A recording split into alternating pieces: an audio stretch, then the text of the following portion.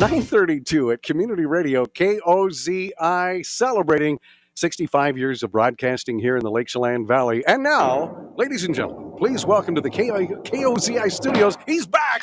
It's Jerry Isenhart.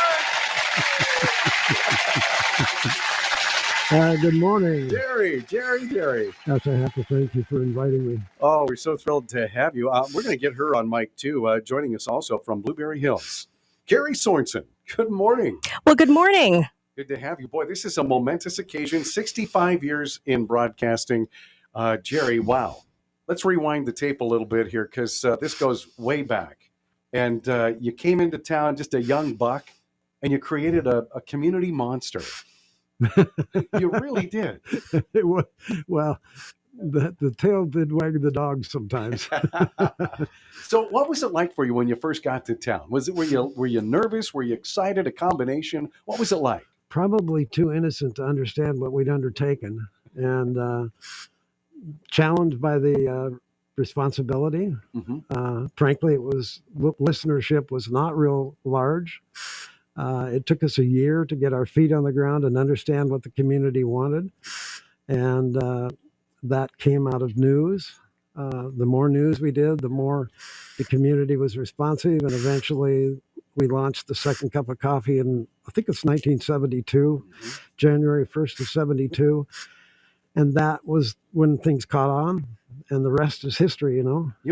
Now back in the day, for folks who don't know, when you got into radio, you had to go through some pretty extensive training. You had to get a first-class FCC license. Now, back when you got your FCC license, you actually had to know stuff. That's true. Right? That's true. You had to know how it worked. That's true. By the time I got mine about 10 years later, you just had to know how to talk.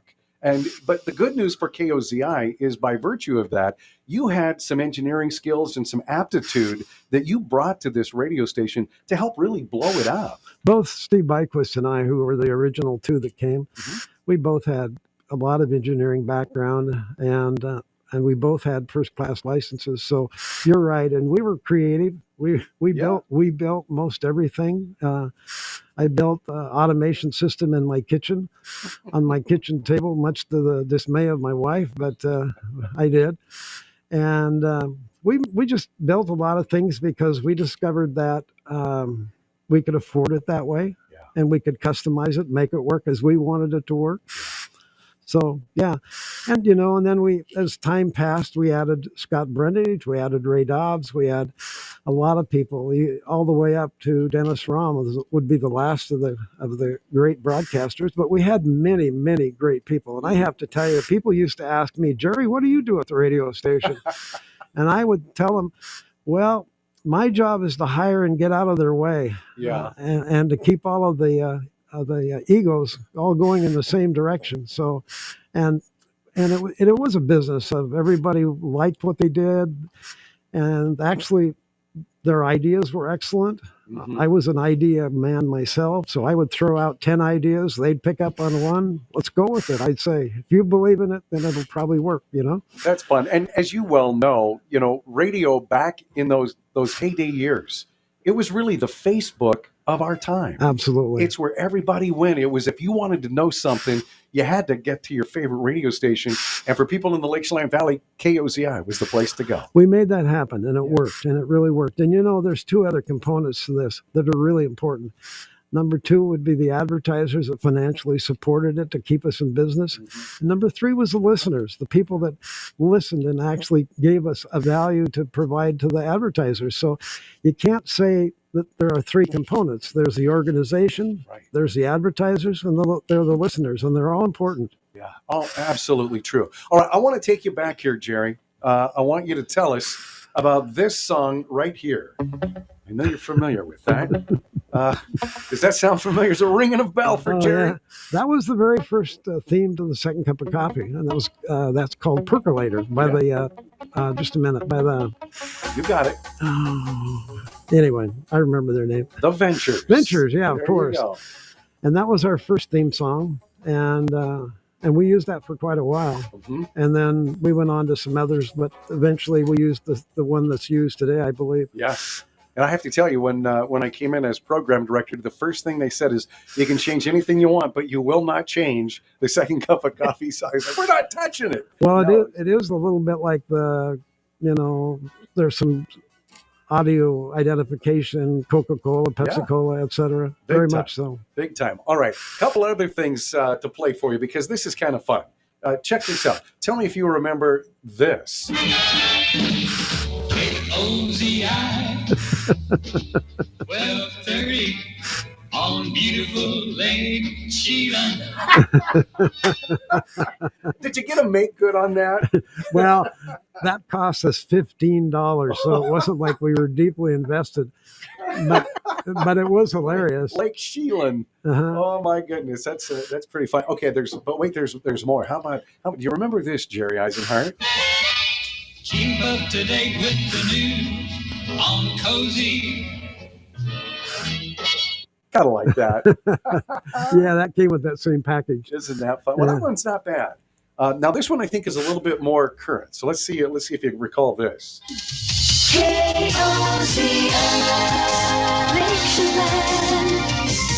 Absolutely. Carrie might even remember that one.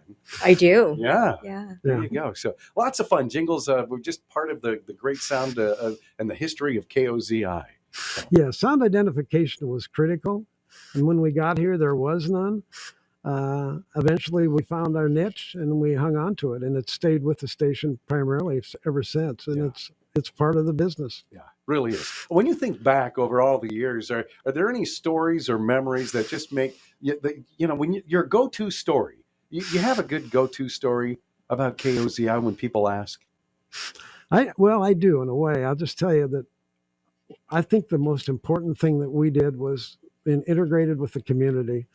And we had staff meetings about that often, about the importance of the caller, the person who calls in on the phone. If they bother to call, then that's an important call and we should take it. And everybody should feel glad they called. But one day a lady came up the stairwell in this building and she had a big fish in her hands and wrapped in newspaper. And she was an older woman, probably about my age, and probably in my condition. And she plopped that fish down on the desk out in the front office. And the secretary said, "Ah!" And I was sitting in here in the control room. I looked out there and I saw what was going on. And I went out and I said, "My goodness, where did you catch this fish?" And she said, "Well, I caught it in the Chelan River." I said, "You caught it in the Chelan River?" I said, "Come on in." And we brought her right in. It was 2 p.m. And we sat her down here and we put her on the air and we talked to her. And it was a great story. And that's the story of radio. Radio can be so instantaneous, can be responsive to what's going on. There was one thing about being in the radio business. You never were bored and you never knew what the next day was going to be. True story. Yeah. Now, I understand back when the studios were located downtown in the old West Side Pizza, now West Side Pizza, studios were right up front in the window. And on occasion, Senator Slade Gorton would come to town and he'd just come walk up and rap on the window, and off you'd go. Exactly. Yeah. He would ride up on his bicycle and his shorts, and he would come in, and he became a friend. And he would just come in and sit down, and he'd wait, and we'd turn around and say, "Good morning, Slade. Nice to see you. You're here for your summer vacation?" "Yeah, I brought the kids, and I'm just out for my morning ride." So we'd sit down, and I have interviews with him. I have interviews in the archives where he did that. We'll have to dig those out. Yeah. That's a lot of fun. Yeah, it was and that wasn't absolutely abnormal. We had a lot of people that came to town and actually, I think, wanted to be on the program and came by and we always tried to accommodate them because why not? I think you'll be amazed at the number of the VIPs that pass through this town all the time. Yeah. No, they still do. Yeah, we see them periodically. I was at Stehekin once. Senator Jackson was up there.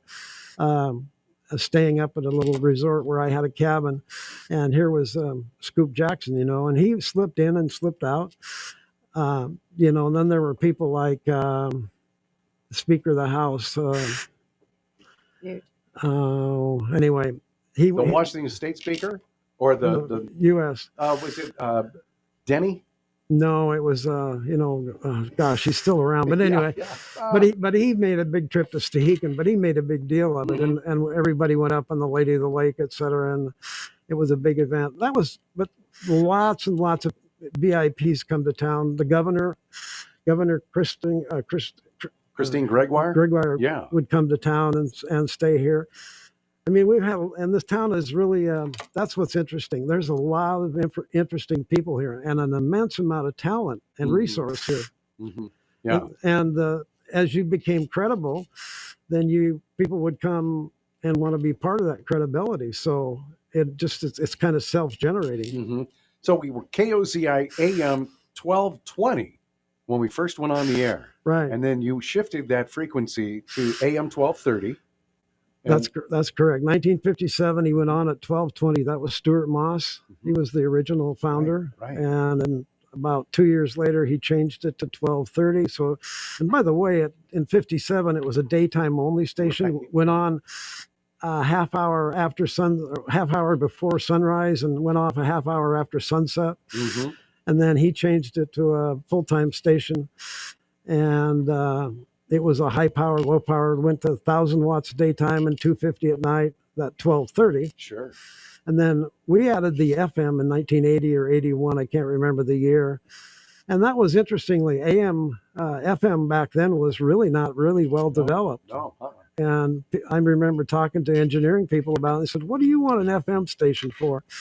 Well, it was obvious that it was the best choice we ever made. Yeah. It was the future. Yeah. Yeah. And I know as an old AM guy too, we were really reluctant to embrace that FM frequency. Yeah. We were AM guys. Come on now. What's this crazy stereo stuff? And to put a talk show on an FM station in a morning was like unheard of. I mean, it was almost like playing Beatle music at church or something, I don't know if you caught Stan Morse earlier this morning. Stan called in with one of his memories, and he was telling us how you actually let him go on the air and do a show, and he didn't know if you remembered that, but he sure enjoyed it and was hoping you'd invite him back, but you never did. Oh. Well, I could invite him back now. I just no, I do remember, and he did do a good job, and it's no surprise to me that he became a very eloquent speaker. Yeah, and he attributes a lot of that to you giving him a little crack there. Yeah. He also mentioned an interesting situation with Orrin Fisher. Oh, yeah. There was that he bequeathed some money to the station. What came of that? What were you able to do with that? We used that money to buy some equipment for our news organization so that we could go out in the field and do better reports from the field. In other words, that's correct. Orrin Fisher and Lil, his wife, they left us, I don't remember, it's like $5,000. And interestingly, she was one of the first people that invited us into her home. And she called up and she said, I would like to invite you and Steve to come over for tea and crumpets. and we literally did. We went over to her home after we got off the air one morning and sat and talked to her for a couple hours. A wonderful older woman. And she was a very avid listener. Not that we knew that she had anything about leaving us anything in the future, but when the bequest came down, it was a wonderful surprise. But we felt really obligated to save it and use it for something that would really be for the community's benefit. And so we invested in our ability to go out to remote sites and do remote broadcasts, et cetera. Sure.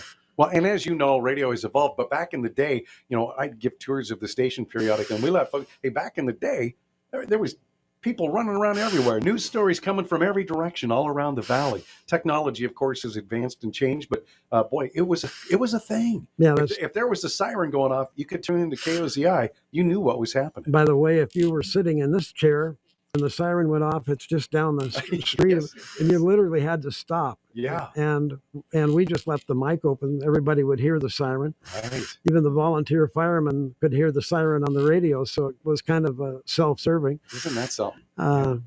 That's the siren went off 10 years ago, 15 years ago. They just brought it back, as you know, which is kind of interesting. So yeah, I know. And I'll have to do that maybe. Like I said, we'll just leave the mic open, crack the door, and go check it out. Oh, it was interesting. Yeah, and it went off more frequently than you could believe. But yeah, it was the signal that there was something going on, and it was really our responsibility then to recognize that it was happening and to figure out what it was. And if we had people in the field, we would have somebody there. Mm-hmm. Very good. Hey, we're excited to have you in here now. We should get Kari on the mic. Pull your microphone over, Kari, because I want to draw you into this. KOZI, and I want to thank Tony Cressetto, who had just been instrumental in helping pull this together. But as is Kari from Blueberry Hills, we've got a new program called Legends of the Lake. And it's been kind of this collaborative effort. First, we should give a big shout out to Jerry. He has archived. Jerry, you're out of control. I mean, you have so many tapes, so much history that you've collected over the years of KOZI, and you generously shared that back with us. Because we do feel like KOZI has kind of come back home with our new owners, and we're excited that you've been so willing to provide us with this history of KOZI. And then we get Kari, Kari grew up with KOZI. I mean, you have so many fun memories of KOZI. I do. Some of my earliest memories. Yeah. And so we've got now all of this great audio that Jerry's been willing to share. And we've taken and cut this down, some of these stories into fun snippets, just 2-minute vignettes, if you will, into these fun stories of what we're calling the Legends of the Lake. And Tony Cressetto, he's our host for these pieces, and he's produced these pieces. He's going to continue to produce them. But Kari, you are our sponsor of Legends of the Lake. Yeah, and it's an honor, when Karen brought it to me, I was so excited about it. And I just said, absolutely. I didn't, we didn't talk price, we didn't talk anything else, but just, the history of the Valley and, being connected with Jerry. I mean, I've grown up with Jerry. Mm-hmm. He was Santa at our house. And I remember I couldn't even walk yet. I remember sitting on Jerry's lap as he was playing Santa. So, I've known him my whole life. And, what a legend in radio broadcasting. And just to bring, the whole Valley just full circle with him being here today. Yeah, no, absolutely. And with that, we're going to give folks a sneak peek into the very first Legends of the Lake. We should let everybody know these are going to air on Saturday after Second Cup of Coffee, and they'll air again on Sunday at 10:15. So you'll be able, if you miss it after Second Cup, you can catch it on Sunday, and it's going to be a weekly event. So now, without further ado, here comes your first Legends of the Lake. KOZI rewinds your radio. Radio Lake Chelan, this is Jerry Isenhart. Steve Bike was stop in at the Apple Cup Cafe in Chelan. It's right on Highway 97. Good morning, Scott Smith with you this morning. Ray Tops has come to join us. Taking you back in time to the Legends of the Lake on KOZI. Brought to you by Blueberry Hills in Manson. Named one of the top 4 restaurants in Washington State. This is Tony Cressetto, and I'm excited to bring you this edition of Legends of the Lake, where Babe Hendershot gives us a short history lesson of the Ruby Theater. Let's listen. Yes, it was built in between 1913 and 1914, and Mr. and Mrs. Potter ran it. Really don't know how long, but they had a daughter named Ruby, and that was the reason it was named Ruby. Yes, she was about 10 years old, and I don't know how long they ran it, but it finally was closed. And then Reverend Bill Gurr's father, ran it during the week. Just he'd get up on the balcony and do some preaching first, and then put on a show. Because then we came, it was closed down then for a year or so, and we lived up to Omak. And my father came home one day and said to Mother, "Would you like to go in the show business?" And we didn't know anything about it, with 4 children anyway. So we came down here and rented the theater for $75 a month. Legends of the Lake on KOZI every Saturday after Second Cup of Coffee and Sundays at 9:15. Brought to you by Blueberry Hills in Manson. And that about wraps it up for today. And there you Hey have folks, it. it's Kari. Thank you for tuning in forgot we had to a commercial. Loving KOZI Radio, celebrating legendary voices from the past 65 great years of true community radio. Hope to see you at Blueberry Hills for a meal or a good old slice of pie. We'll see you next week, folks. There you go. Thank you, Kari. What a fun piece of history. And we'll be able to do this every week. And I have to tell you, with all the tapes that Jerry has compiled, we've got years of material, Jerry. You do. I mean, we have years of material. Let me just add a little story to the Ruby Theater that when we came to town, you have to remember there was no dial telephone. It was still the old operator. The telephone number at the radio station was 440. The phone number at Chelan Airways was 1. And so the policeman didn't have two-way radios.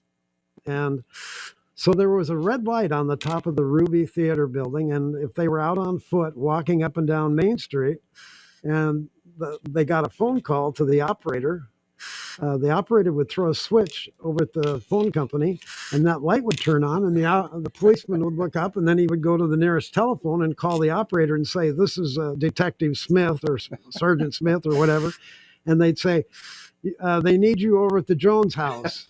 And anyway, and that light, and I was talking to Steve Byquist about this light because I think I have pictures of that where the light pole is still there. But Steve and I were talking about it, and he remembers taking down that pole at a later date because it was no longer needed after they installed the dispatch center. But that's a true story that for several years, crazy. That's how they dispatched their policemen in Chelan. Oh my gosh, that is hysterical. Kari, I'm going to put you on the spot. Tell us a couple of your favorite KOZI stories, a couple of things that you just love about KOZI over the years. Oh, the golden egg. Certainly the golden egg. Because you won. Well, I did. I should never have won. No, I went off of 2 different years worth of clues, and I happened to find it. So yeah, I got really lucky. No, but talk about a history in radio. The golden egg. I mean, how many years did you do that? A bundle. I think probably 15 or so, maybe more. Yeah, and we still do it. Yes, it's terrific. Oh, it was hilarious. The clue maker had more fun, I think, than anybody because I would make up these absolutely absurd clues, and I would laugh. I would laugh until I could hardly stop because they were so wacky. That's hysterical. But I would actually, Byquist would take me out in the middle of the night, and we would drive around, and then I would bail out. I would hide the egg.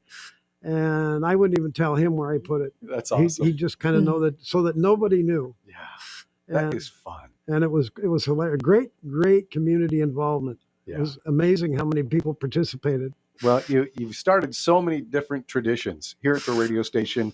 We hope to continue them to make you proud and just carry on the goodness of community radio because it is great. I will tell you, I am proud. I'm really proud of what's being done now, and I really mean that. Karen, thank you very much to your associates. Thank you to Jeff. Ken Johansson has come a long way under your energy. Yeah. I had to laugh that Dawn Harris described you. She liked your spunk. Yeah. And I'd have to agree that was a perfect word for Dawn to use this morning. Oh, that's great. Thank you so much. It means a lot. You're a treasure to the radio station, to the community, and we just thank you for all that you've done. Thank you. Thank you very much. Again, Jerry Isenhart joining us this morning. Woo-hoo! Celebrating 65 years, if you can believe it. Kari Sorenson, Blueberry Hills. Oh my gosh. Thanks to you both for coming and joining us.